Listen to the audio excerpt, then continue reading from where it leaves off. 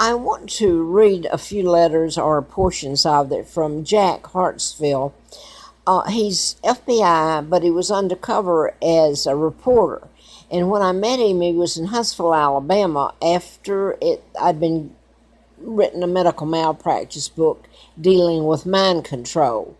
And Larry Flint, I'm going to show his the Hustler magazine, his endorsement. He was shot while I was doing the book on mind control and programming people in 1978, March 78. And I had a letter from the FBI, ongoing investigation, national security involved. And that was June the 23rd of 79, April Fool Day of 80. I had antifreeze put in me. I tried to get a tox screen done because I knew I was a goner, and instead it turned out to be a fiasco, a hell in itself. And in the condition I was in, I should have died. And this involved Hospital Corporation of America, was involved more than once, but this one and the name of it, the hospital that I went to for the emergency room tox screen, was West Paces Ferry. It's not too far from, I believe, Highway 41 out to Roswell. But I'm not going to deal with this. It was close to Far Road where the governor's mansion is. Anyway, I wanted to put that in because I went there for the tox screen, and it was horrifying. Then it's ongoing what happened there. And then I ended up stuffed in a car with Lina Dempsey, the mother of the twins. When I was kidnapped, I was brought over to Moulton, Alabama, and given the name of the twin Peggy, which I still have to use. She and Carl were dead, murdered by their mother, Lina. I'm going to show a picture of them in a minute. And I want to say this, and then I'm going to read. This is Lina, mother of the twins. This is a stage photograph, by the way. They didn't have these clothes or cars. It wasn't the way they dressed. And the shack over here just shows a portion of it behind her, the wood flooring porch. This is me, and right here. And that's the grandmother to those people, and the grandfather, which was sadistic. It was horrible. Anyway, Matthew is there in the back, right there. He was a Freemason, and she was an Eastern Star. Now then, I had to call her mother, even though when I was beaten and everything, I told her she wasn't my mother. So at 2 years old, I knew, but I couldn't explain it. So later in late 83, I found out about my kidnapping. Now, I want to show this. This is Larry Flint that was shot in Lawrenceville, Georgia, close to Marietta, where I was doing the book. He endorsed me. That's April the 4th, 84, April issue. This is my Aunt Georgia O'Keefe. My mom is Claudia Ruth O'Keefe from Madison, Wisconsin, who was the only time my father was married. And that's to Claudia Ruth O'Keefe, my mom. And he was married to her when he abdicated in 36, forced abdication. It's a plot to take down my father with character assassination, and they did it. And then I was born in 39, and Uncle George got into the kidnapping, excuse me with this camera here, because my father had an addendum that was legal, stating should an heir be born, the heir would inherit. And of course, I was born in 39, and Queen Victoria II, heir to the British Crown, legal, and they kidnapped me. My Uncle George VI, the Rothschilds, Rockefellers, Bilderbergers, the Jews, and then the Kennedy clan. Joe Kennedy, his son JFK, and the older one flew in prior to my birth in 39, and after and during, in between in 41 when I was kidnapped that spring or summer. And to my kidnapping, there was a Cortland Air Base, and I don't know if they flew into there or what. That was near Moulton, Alabama.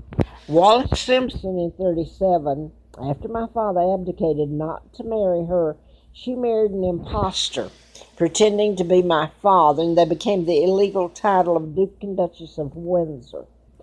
Now then, that's an illegal title, and all his crimes and edicts people thought were my father, and that's a lie, and they've gotten away with it.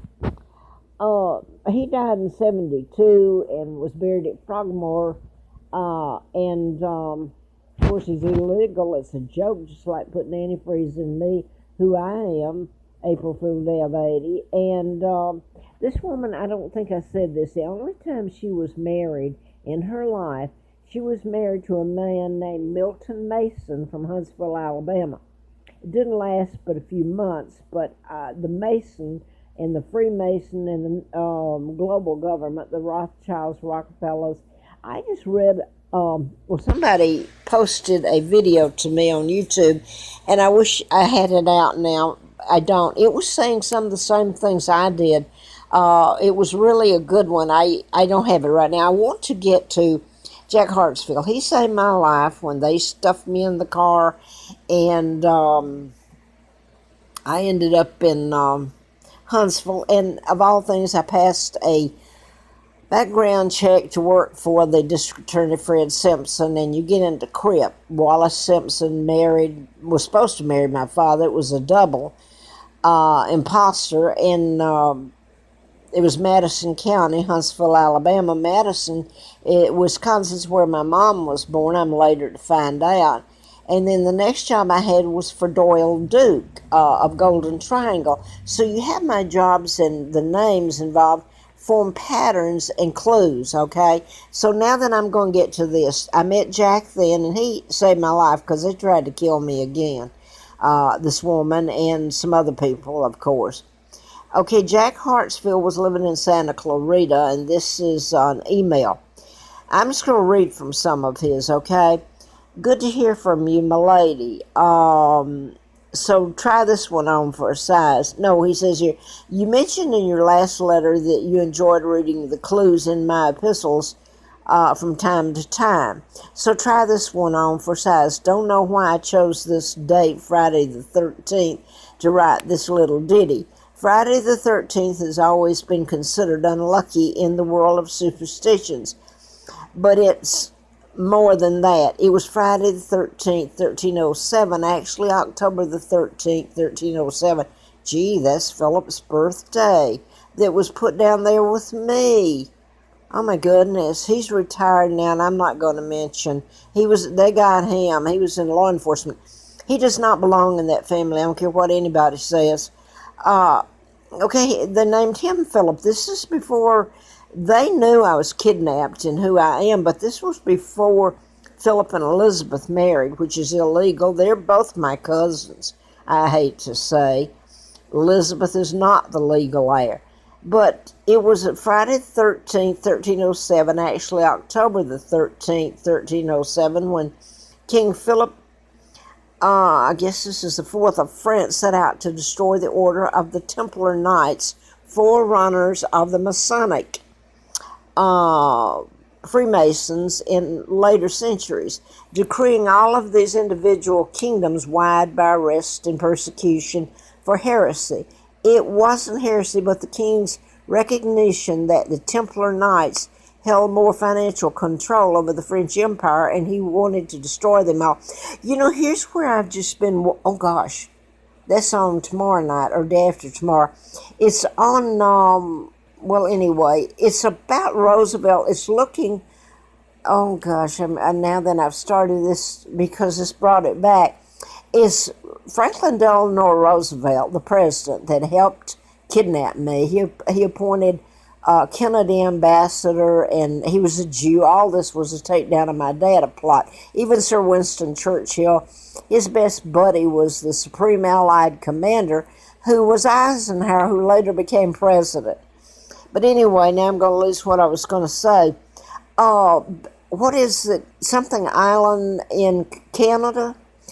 I can't think of the name of it. It's supposed to be a lot of jewels and maybe perhaps some things associated with Jesus Christ buried there by the Freemasons. But anyway, Roosevelt, he has a museum. And they're going through all that stuff. He was very interested in that also and spent a lot of money trying to dig for it. And I don't know if they're close to finding it. I only started watching it. It was on History Channel. Anyways, it's very interesting, Roosevelt's part in that. And the fact he helped kidnap me, okay? But anyway, Knights Templars...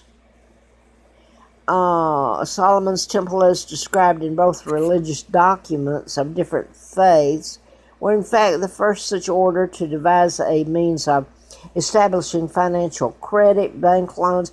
I'm going to skip a little bit. The Templar Knights was even more than that. They were supposed to have been the possessors of the Holy Grail, the cup from which Christ drank at the Last Supper. Now, that was thought to be in this... island that so many people have tried to dig and find, and Roosevelt was into that. The Knights, they were supposed to have been the possessors of the Holy Grail. There is, however, a twist to just precisely what the Holy Grail actually was. The Templar Knights, according to legends, that they were legends, held proof that Jesus of Nazareth was actually married, contrary to biblical interpretations, and that the woman, the vessel of Christ's procreation, was secreted out of Jerusalem, so far away lands, first to Egypt, perhaps later Spain and France, after the crucifixion. The bottom line was that the Templar Knights, other Masonic Freemasons, held proof there was a continued bloodline of Christ, hence the Holy Grail. That bloodline has been carried down from the ages. To this day, Masonic and Freemasons, particularly Masons, who have risen to third degree level, continue with secret rituals, much pomp and circumstance, many mysteries, rituals handed down for centuries. Well, okay, let me just flip this one. It would not be out of question that while participating Masons go through the motion of these rituals, even they may not fully understand the magnitude of these rituals. Just thought you'd enjoy this as food for thought. By the way, let me tell you this. Jack Hartsfield did know things. I mean, he really did. And as far as I know, he was a very honest man. I hope he's alive and well. I don't know. I will say that he is related closely, if Hank Hartsfield, commander of two of the shuttles, NASA shuttles, was his nephew. Now, Hank was born in Alabama, and he's deceased. But anyway, I wanted to throw that in. It takes away the Christianity, but it would also give enlightenment. In the darkest moments of those days in Huntsville for me and acquaintances, now deceased, a lot of people died there. A few tried to help me, and one of those was certainly Jack. And they brought in a former FBI, Salvador Mazzini, as police chief, and they totally brought him in. If he and Jack and a handful of others hadn't been there, I would have been, even after the antifreeze. And I want to put this in here. Henry Kissinger is a Jew. He went to Oxford. He was the one on the 18-minute gap that was destroyed on the Watergate tapes. In 1972, it was subpoenaed. I've told on here what was on there. I was drugged by Victor Gonzalez, the so-called doctor, who had been in Huntsville at the command center there, Redstone Army. And then he preceded me and my husband and family to Atlanta, and that's where I met him. And that SOB should be locked up and put away for all the crimes he's done. But I'm not going to call this a crime. The Kennedys helped in all this that's happened to me and to Great Britain and to my children. He was at Parkland in Dallas when John Kennedy was brought in. He was interning. Now he ends up at Redstone Army Base there. Then he ends up in in Atlanta, Georgia. He's working for, is it Parkview out in Dallas where Kennedy was taken? It's a chain of hospitals, almost like Hospital Corporation of America. They have grown and grown, but back then it was Parkwood, and that was on Cliff Valley Way in Atlanta. He worked there. Parkland had to be in where John Kennedy was taken in Dallas. And anyway, I was drugged. And he took me across, and I knew what was going on, and I put all this up. He took me across Atlanta to College Park. It's just a suburb. To the trolley tracks. I don't know if they're still there or not. But it was an old clinic there, and it was still there in 82. Surprisingly, it was. He took me, he drugged me through, and I kept, when I went through the waiting room, I remember saying, "Oh, God, please, let me reach out." Well, I realize now I couldn't, but had I reached out, this is a doctor, they would have thought I don't know what they would have thought. They wouldn't have helped me. I was drugged back to the back of the clinic. It wasn't that big. It was one story. On one side, they put me on a bed, and a doctor was behind me, a hospital bed, examining bed. They put the doctor behind me, and they had on masks. And across the hall, I could see it. It wasn't that, I say across the hall. It's almost like here in my motel room where I'm having to live. It wasn't that big. There was 4 to 6 people there, and a couple of them were women. They had on masks and everything like they were going to do surgery. They were just standing there waiting for the phone call. So help me God. I could hear everything that was going on. And if somebody, either my family or country, didn't come through with the hostage money, whatever was demanded, they were going to do a lobotomy on me. And Gonzalez stood over me, and the doctor with the phone stood behind me, and the other doctors just right there at the door. You can't say it was across the hall hardly. So finally, I'm in terror. I know exactly what they're saying to me and doing, and I can't move. And that sorry man's face is looking down at me that had drugged me and brought me there. And he then I don't know if he left, the phone rang, and evidently whoever came through with the hostage money or treaties or whatever, and Gonzalez leaned over and smiled and said, "Well, I forgot what he said, now it's been so long. It's okay, you can live now." All right, I'm not going to go into all the other. It has been such a hell. I do want to say this, though. Henry Kissinger was the one on the tape. And when I worked for the district attorney and met Jack, by the way, he saved my life there in 1980 after the antifreeze, April Fool, because this is a joke.